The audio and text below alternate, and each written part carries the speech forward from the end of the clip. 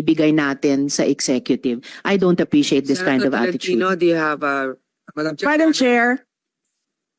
Yes, Madam Chair.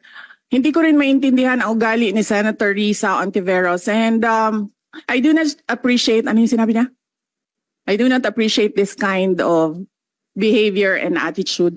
Madam Chair, noong 2016, tumatakbo si Senator Risa Ontiveros na senator, nakailang talo na siya. So, Dalawa, Madam Chair. okay, dalawa.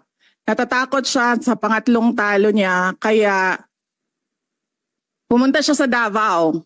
Humingi siya ng tulong. Tinulungan siya ng isang kagawad ng Davao na ngayon hindi na siya sinusuportahan.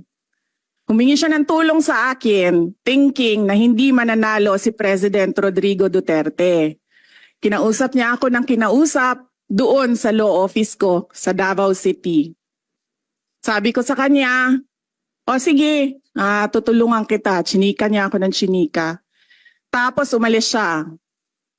Siyempre, hindi naman siya tumutulong kay Pangulong Duterte. Hindi din totoo yung sinabi ko na tutulungan kita. Tinext niya ako.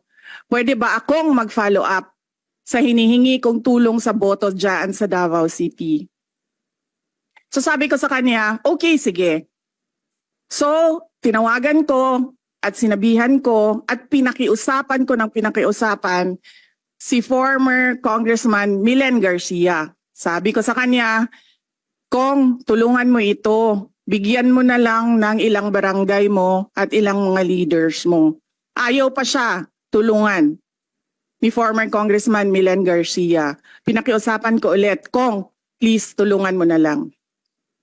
Nanalo na siya at nung nanalo siya, anong ginawa niya? Siya ang pinakaunang umatake kay President Rodrigo Duterte. Anong tawag sa ugaling ganito?